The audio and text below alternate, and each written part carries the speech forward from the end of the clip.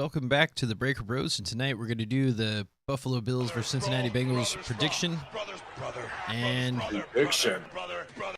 yeah, I feel like this might finally be like the high-scoring game that I feel like we've always been anticipating, or at least on my end. I feel like at times the other teams scored. Well, I guess we haven't had a game where You're looking both for a teams scored. shootout. Yeah, like a shootout type game. Like there was games where I thought it was gonna be a shootout. It was either like we got beat pretty good, whether it was like the Titans or the Browns, and then I guess the most recent game, the other team didn't do so good. So it's gonna be interesting this game because I feel like the Bills are gonna want to come in and show that they are a really good team and that maybe at times they underperform. I don't know. I get a sense too that like the Bills are kind of like the Bengals, where they play to the level of their competition. But that might be most NFL teams. Like I don't think there's been a team in a while that's just been truly dominant week in and week out. Or at least I get a sense of that like the last couple of years. Yeah, I mean, I think there's a lot of parity in the NFL, so there's a lot to the 500 mark to me, right? So if a team falls drastically below 500, there's like a sense of desperation, and then if a team gets significantly above 500, there's kind of a little bit of complacency. So if you have like sort of like last week where the Bengals were right at 500, the expectations were very high. And the 49ers, although they had some losses, they were still like the record was still, objectively speaking, pretty good, right? So I think like the desperation factor, right, favored the Bengals last week. And then this week, it feels about even, right? I mean, kind of two ships sailing in different directions, right? Because the Bills started off super hot and they've kind of cooled off, and then the Bengals started off slow and are heating up. So it'll be interesting Yeah, I to think. see how the desperation plays out. Well, yeah, and I think too with the NFL, you want to peak at the right time, and I think for the Bengals, if they just keep the momentum that they have, then they should be peaking at the right time. Because it feels like with the last couple of years, like once they start winning, they kind of don't know how to lose, and then it just becomes an expectation. But I also feel like that could be a lot of pressure to think that you're going to go on a streak. But I also think they have the right mentality, and it's always been like that the last 3 years, where like even going into the season, I was like, oh, they're gonna take the beginning of the season seriously, and they're gonna try to start off hot. And it didn't even feel like that at all. I mean, obviously there was an injury going on that really hampered everything, but I just thought there'd be more like, we got to start off hot because this is a way you're going to secure the number 1 seed. But I think they do. 17 games is a lot. I mean, 16 is a lot, but just add one more game. Like, you can't have that we're going to win every week, and like you can't like make it more than what it is, because I feel like that could be mentally and physically draining if you try to go out and try to win desperately every single week, I think they just play their game, or try at least to play their game as much as possible. Yeah. You definitely don't want to put too much in the week 1, but at the same time, every game counts the same. So, it'd be nice to win the games that you're supposed to win at the beginning of the season. I mean, that in one perspective, you're right, but in another perspective, last season they would have won week 1 like they should have. That would have made a huge difference in terms of where that AFC Championship game was played, right? Yeah, but I mean, if not to say that they will, but if the Bengals win out, then I think they pretty much secure the number 1 seed. because they pretty much play everyone that's ahead of them. I guess minus the Dolphins. I don't think that we Yeah, I play mean, the Dolphins. I guess if they win every single game here on out, then we'll be a couple happy dudes, right? Yeah, but I'm just saying, like, they kind of control their destiny. I don't think it's realistic to think that they will win all of them. But I Well, they guess need to win the rest of the games against the division, right? for the most part, I mean, if they're looking to win the division, you can still make the playoffs and not win the division. So I mean, through the wild card, like I kind of get a weird feeling that at least 3 teams will make it from the AFC North. Hmm. And I'm thinking maybe it might be the first year. I know it's kind of hasn't been that long where they had 7 teams in the playoffs from each side, but there could be a potential where 4 teams make it from the AFC North. I mean, 4? That seems kind of crazy. seems kind of crazy, but it's possible. I mean, I think we have Is the it? strongest division. Yeah, I think it's possible. I mean, Okay. a lot of I things have don't. to go the right way, I but mean, factually, I don't know if that's actually correct, but we'll see. why wouldn't it be? Maybe it is. I don't know because they play too many games against each other that like to have everyone with enough wins seems very unlikely. I can see three. Well, Three I've seen a lot, but not all if 4 the from a single division division. goes 3-3 with each other, right? And then you win Hmm. out the remaining other games, and I think that's possible. Now, a lot would have to happen to where like a lot of teams would have to lose outside of the conference to make that Yeah, that's what I'm possible. saying. Like I don't know that it's possible.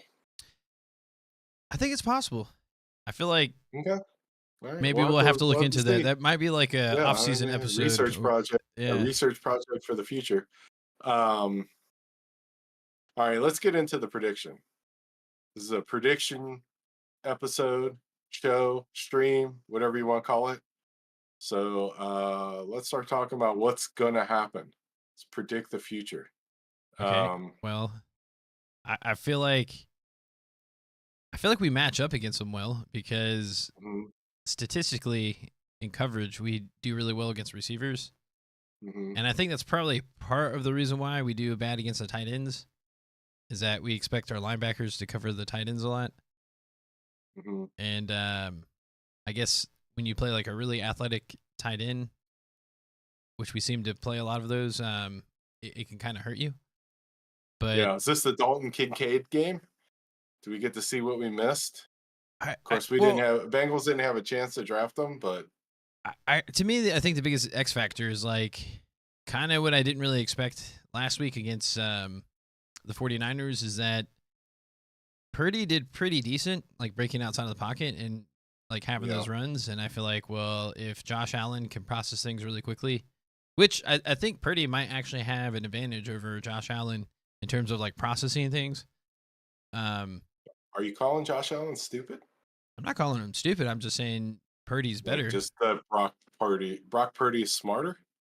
Yeah, I would say that. I think that's what makes him good or really good. I wouldn't say elite, but is that he processes things really well. Like he just knows where the ball needs to go.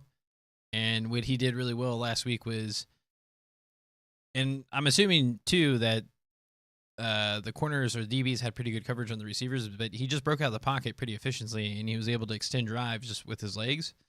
Now, if Allen can do that the same rate, then I'm kind of scared because Allen is just a more physical runner and probably faster. So like he's probably going to have bigger runs, but I Mhm. just don't know if he's going to process things as quickly as Purdy is basically what I'm saying. And he's also prone to have more turnovers too. I want to say one of the biggest knocks with Josh Allen is that he has a lot of He red turns zone. it over more than Brock Purdy?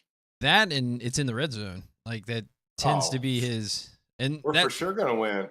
well, I mean that's kind of what the Bengals do well is that we give up a lot of big plays, but somehow we get a lot of stops in the red zones, whether it's turnovers or 4 and outs or just holding them to field goals.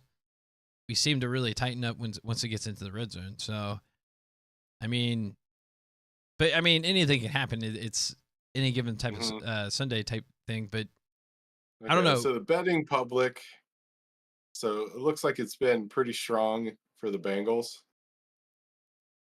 Peaked its look 59.8%. 7%. And then What was that? looks like, uh, Is this all today? well, this is October 30th Ah, at okay. noon. So yesterday? No, that's 2 days ago. It's the day before For Halloween. real?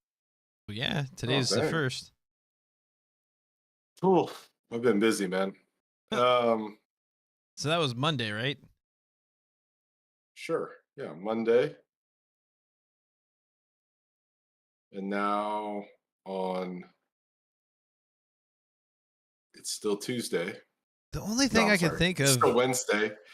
The probability is like 55% Bengals, according to like the betting metrics.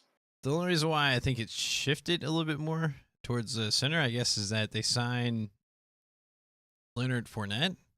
I mean, that's the only thing I can think of that really changed. But then again, we Ooh. brought up our guy Tanner Hudson. Hey, you called that. I mean, I was hoping they would. Season is taking off now. We got Tanner Hudson. Well, I mean, I was hoping we would try to trade for like a Hurst type player, but I mean, I think they just weren't. I think really what it came down to is maybe that they were asking for a high draft pick, Maybe or what come down to is the Bengals never trade for players during the season. I think that's I just don't think the Bengals are a desperate team. Like they've never shown. I wish the Bengals were desperate like the 49ers. But that's not good business to do desperate trades because once you set a It's not, precedent, I mean, the Chase Young trade was a great trade. no, You give up a third round pick for a guy who's likely going to sign a contract netting a third or a fourth round compensatory pick I to don't. basically rent a guy for nothing. I don't think that's true. You don't think Chase Young's going to sign a big deal in the offseason? No, not with all the different players that's going to be free agents. Kirk Cousins going to be a free agent. What does Chase Young have to do with Kirk Cousins? Because you get based off of what deal they signed in the offseason. So in order for you to get one of those high picks, then they have to sign one of the top 10 deals. And I don't think he's going to be a top 10 deal. One of the knocks, or at least the reason why they're willing to trade him, is that apparently Chase Young, he kind of does his own thing. And I don't think that really bode well, like with the NFL, as far as like they like disciplined players. Say you get a fourth round pick for him. I mean, if anything, maybe it would be like a 5th round pick. I could see that. Okay, so you trade a third for a fifth, and you get the playoffs with Chase Young. I'd do that. I mean, yeah, you would, but I don't necessarily agree with that. To me, either. that's not desperate at all. That's good. Okay, hold on. I looked this up. So the Bengals' last 10 third-round picks, like just last 10 years, Jordan Battle, Zach Carter, Osai, Wilson Pratt, Hubbard, and Jefferson, same year. Willis, Vigil, We Croft, were there. Yeah, we were. Croft, Dawson, and Clark. So it's like on the higher end, that's a potential where you don't get Osai, Wilson, Pratt, Hubbard, and like a battle type player. And even Carter is a pretty decent rotational player. But I would say like potential starters, like almost, what is that, like 35%? So we're saying like close to 1 out of 3 is a potential starter, or if we want to go like role player at least, it's even a higher percentage. So like to me, and I think the reason why the Bengals are doing the things the right way is that they really do value their draft picks. Is that you get that player on a rookie contract, and then they're going to be some type of impact player. Like they have a high probability of being an impact player, and then they have a pretty good probability of actually being an impact starter. His rookie deal? Yeah, this year, but then next year, if you want to keep him, he's going to have to be signed to what you think. No, but I'm saying you don't keep him, and then you get the compensatory pick. Yeah, but then that third round becomes like a 5th or 6th rounder. You know what I mean? Like Chase Young's gonna be like I don't agree. I think he's in the running to be a guy that's going to net a third round pick. If you look at all because if you look, do you know how many third round picks they give No. don't think there's like it's like two or three, right? Compensatory picks that they give for it's not a lot. Okay.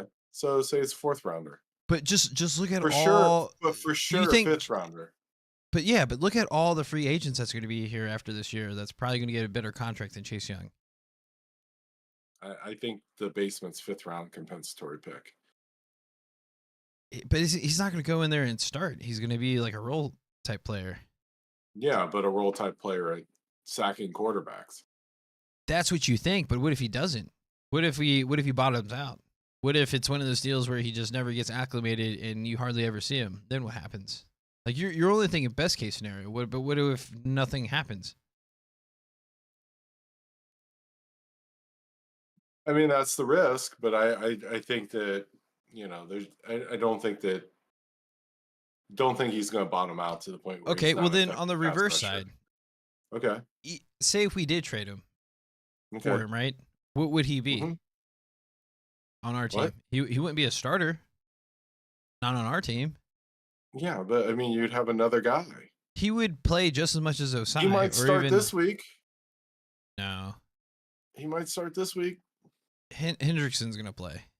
I'm just saying, even if he's a guy that you put in to take 5 plays a game off of Hendrickson, and then you put him in for situational pass rushing with Hendrickson, I mean, that's See, if I'm the Bengals, I let it pass because Mhm. I understand why you wouldn't want to give up a 3rd round pick. I'd say like maybe if it was a 5th round pick, I would do it. That makes sense because we're probably gonna get an extra 5th round pick. We don't really lose anything, and like you said, if he does really well, then maybe you get a 3rd round pick, which I don't think is gonna happen. What I think most likely will happen is that we could potentially sign a Chase Young if he doesn't get signed within the first 3 days of free agency, and he has to take one of those prove it type deals, which I think it's going to be. Because if he's truly the player that people think he is, he would have never got traded in the first place. Right? I agree with a lot of what you're saying, but there's a difference between being expected to be like a franchise elite type defensive end and being like a guy that can come in on obvious pass rush positions or obvious pass rush situations and make some plays. I Because the think Bengals don't need guys who are starters. They need guys who can make an impact. And if you can add 2-3 extra sacks on the defensive line without having the blitz or anything, just guys beating other guys, I think it's worth the risk associated with, giving up the 3rd round pick, potentially getting a 5th round pick is what the kind of reasonable expectation is. Like you figure 4th, 5th round pick compensatory. Worst case scenario, you get nothing. So you lose a 3rd round pick. Best case scenario, you break even if you don't re-sign them. But I think there's a lot to being a guy who has elite traits, who's not expected to be an elite every down guy, where now you're saying, hey, do the thing you do best, 10 plays a game. That's a lot different than we expect you to be Myles Garrett, right? It's like, no, we don't need you to be Myles Garrett. We need you to be a guy who can put some heat on the quarterback 10 plays a game, you know? Just, I mean, you're talking about a team that was 1 play away from the Super Bowl last year. You Yeah. know? I mean, that's the price you have to pay to win Super Bowls, in my opinion. You have to kind of get the critical mass and accelerate, and these types of deals aren't going to kill you, right? I think they are Like, because we have a lot of holes to fill next year. they have a lot of picks next year, They only have right? 9. Well, that's a lot. Nine's a Yeah, lot. but what are we You going would to do still at have right 9, tackle? What are we going to do for defensive tackle? What are but we you going to would you do would still for have our 9 third picks quarterback? next year. I know, You but would still have 9 picks next year. yeah, but it's not like you're going to bat 1,000% when you draft, right? You need to have like room for error. So like especially if Yeah, you're going you to try still to have 9 picks. right. But you don't know who's going to be there and when they're going to be there, and then you kind of want to double dip in certain areas, especially for those like prominent positions like defensive tackle. But like like I think we're pretty good with our cornerbacks because DJ Turner and CTB, I feel like we're gonna be a pretty solid duo. It's just, but we still need a third Yeah, quarterback. And then, are we gonna yeah. re-sign Hilton? Like, I feel like there's a All lot of right, man. holes. We need to get back on topic here. Who let's look at the spread here. Let's look at the gambling here. Who's going to win this game? To me, the spread seems low given that like the win prediction is 55% Bengals. Feels like it should be like your 3.5%, 3.5 points. So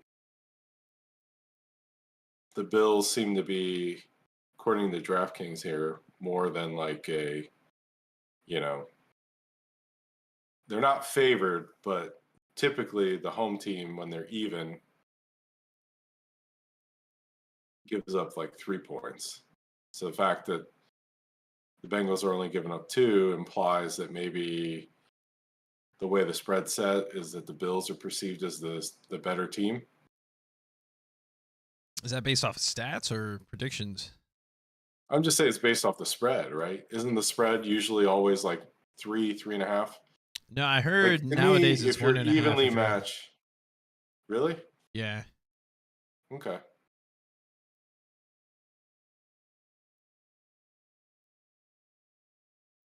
I don't know. It seems like a lot of people are on the Bengals side Take now. the over. Take the over on Dalton Kincaid yards. Was that 37? 37.5? 37. Yeah, Yeah. I think based off of trends, he's probably going to have close to 100 yards for sure. It's like take the under on Irv Smith. Yeah, because I think Hudson is they're going to split snaps in terms of like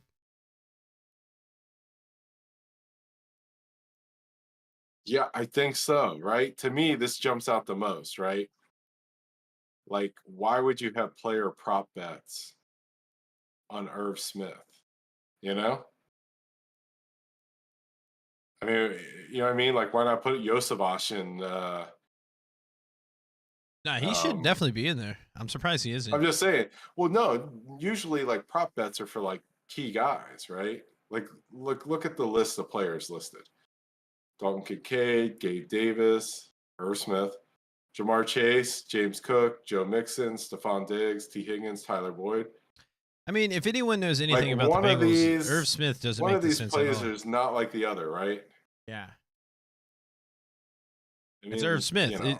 Like the fact that they signed Hudson to the 53-man squad means that he's going to get playing time. Like you're just not going to bring I feel like this is literally the only bet that I'm gonna get right the entire season, Irv Smith. right? Is like the under on Irv Smith. So much so that I'm gonna put it on our thing. Put it in our record book. Who knows? He might have a breakout game, but Hey, I am bad at betting. So if Irv Smith just crushes this number, I'll take one for the team. I think if that was going to happen, But it would have been last week. Whatever the prop no, bet I was for think that. that's the other thing too. I think you're right. Like last week, you were talking about how you thought that it was kind of like um, a prove it game for him. Yeah, Uh, I mean that's why Hudson's up. He didn't prove it. Like I thought maybe they would trade, but I think it shows how much they trust Hudson to come in mhm. and make up that difference. But yeah, I mean they wouldn't sign him to the 53-man squad and not actually play him. So it's like they're going to get the same amount of snaps, and what they're going to do is they're going to say, okay, who's more effective, and the person that's the least amount effective is going to get cut eventually. I mean, they're not going to keep 4 tight ends. Like Irv Smith has the potential of getting cut, which I really think is what's going to happen, and they're going to sign him to the 50, or they're going to sign him to the practice squad. Because I just can't see a team willing to pick him up and put him on a 53-man squad. So I think he might be safe going back to the practice squad. Is what I really think is going to happen. And if they thought it was a right? much bigger issue, then they would have traded for a tight end. But it kind of goes back to that thing where they weren't really desperate. They were. I mean, if there was a tight end that They they could need to get, be desperate. uh, I like As I their sit approach here and try to figure out how until it to. doesn't work out. Then I'll be like overly critical or whatever. But I feel like they do a lot of savvy front office moves, and they don't really get burnt. It's not savvy. It's just risk averse. Yeah, but it's I don't know. I think a third round pick is pretty valuable. I would even Can't say a figure out fifth how round pick change is the pretty color on valuable. this. Yeah, but if you get a fifth round pick back, then doesn't that reduce your risk? Yeah, but that's the difference between being on the front of the or top of the round or at the bottom. Well, they're going to be at the bottom either way, right? I mean, it just depends. It depends on what happens. So you're trading like you presume that you're going to be a playoff team, right? So you're talking Okay, I about guess it's sliding. probably more likely to be like a mid round pick versus a late round pick, right? Or like in the middle of the round, or yeah, at the end of the round. That's what I'm saying. Why can I not figure out how to edit the thing in this? But I guess while you're doing that, like my instinct is like, okay, Fill color. this is probably gonna be that shootout. I still feel pretty good about winning, although I do know that the Bills are playing pretty good enough to win. Like I don't think it's gonna be like an overly dominant game on either side. But I do feel like we're gonna win. Like the Bengals, I'm gonna say.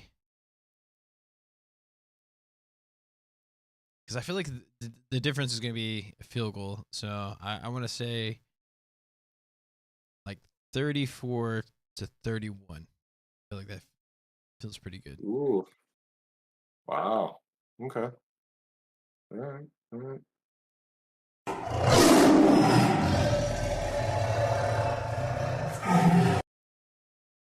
I share your optimism on offense, and I'm even more optimistic on defense because one thing that you haven't talked about is the 12th man, right? The Oh, the fans. crowd, yeah.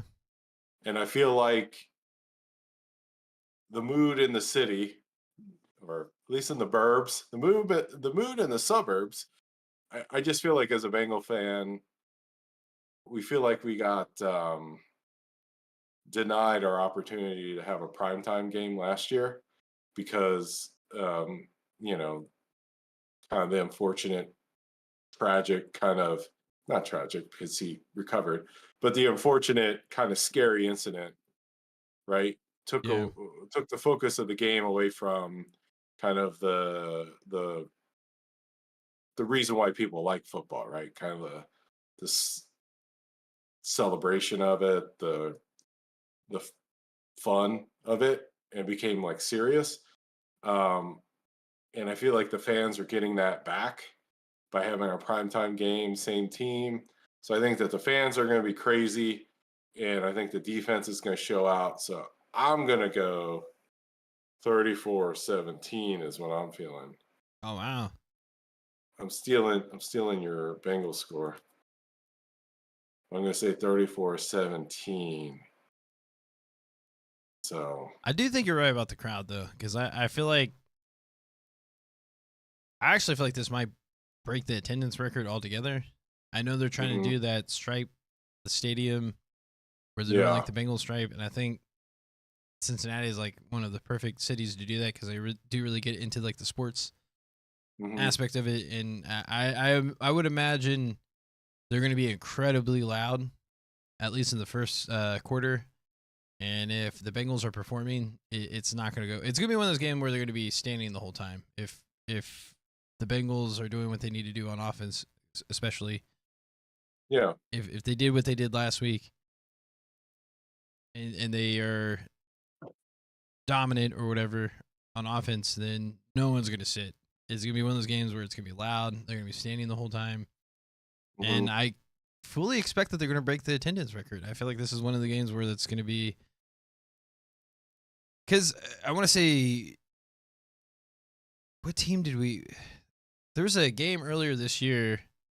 I forget what game it was, but somehow it made like third in attendance. I'm like, really? It must have been the Cardinals. Did we play the Cardinals at home? No. No, it was. Okay.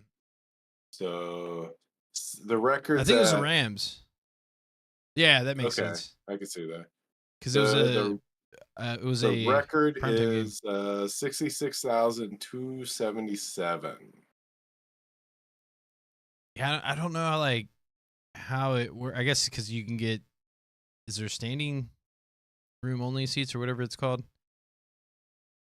But somehow there was a game this year they made third. I'm like, really? If that game made third, then this game is going to be way more. Because I do think you're right. I think people do feel like they were robbed. Because when we did play the Bills like later in the playoffs, it was in their territory. So it's like, Right. so I do agree. Like that will be a pretty big factor. Like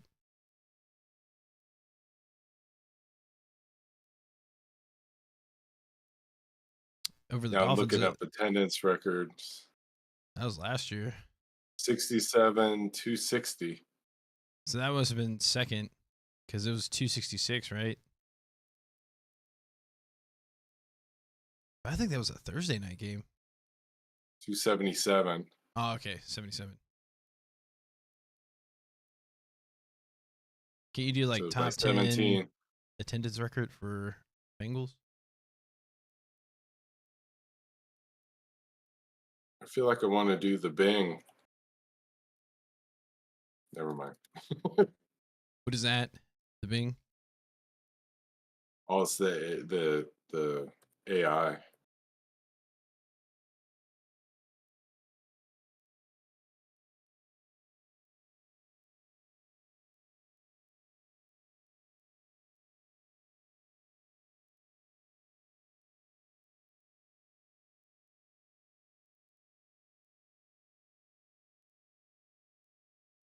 Biz journals. Yeah, but this was in January, so I don't. Foam finger guy. Is he still there? I don't know.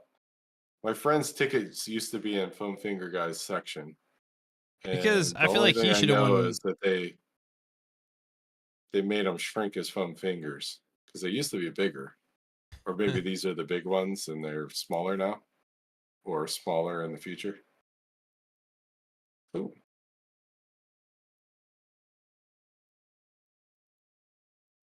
Except all the cookies. I like cookies. Wait, that's total attendance. That's not what I wanted. Feel gypped.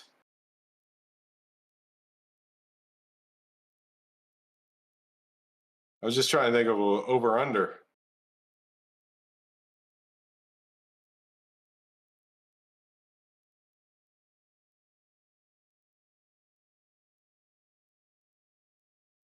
I feel like if it's or was it 66,277? I feel like it would be like 300. Be a way to break it. 66,300.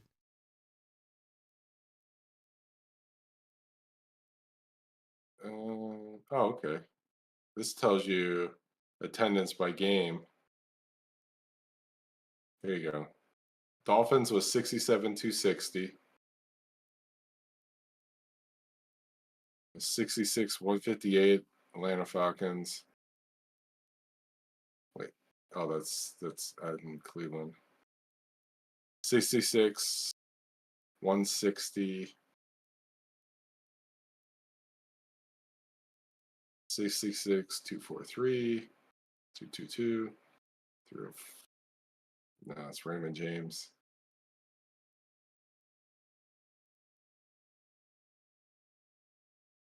Oh, they didn't even announce the attendance last season at the game.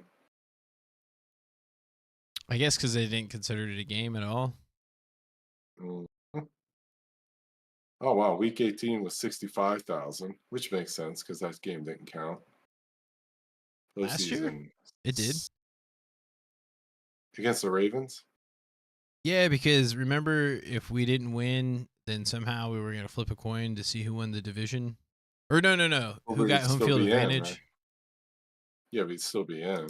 So 66-399 for the playoff game in the wild card. So what did we say? The record's 66. 277.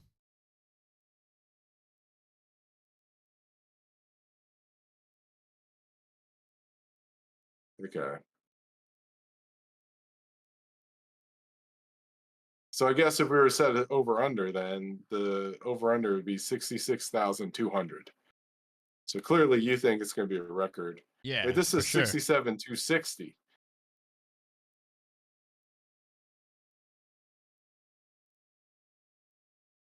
So this is the record, 67,260.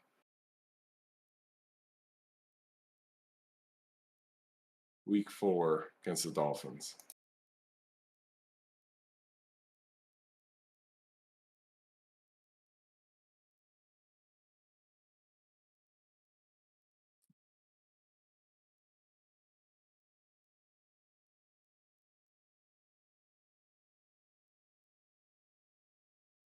I feel like I need to search it on Twitter because that's where I saw it.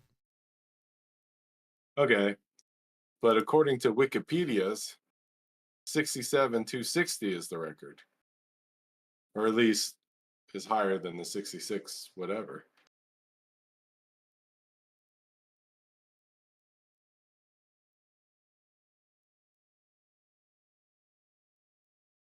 I did see like that San Francisco game that we had last week was the highest rated game in a while, actually, which is incredible. Like it was an afternoon game, but the ratings was like the highest it was, or viewership. It was like the highest it was in like since like 2010 or something like that. Mm-hmm. And this says the playoff game is 66,399. To me, all of this chatter is for the one or two people who are with us still. Let's set the over under on 66,200. So comment below if you're going to take the over or the under. 66,200 attendance.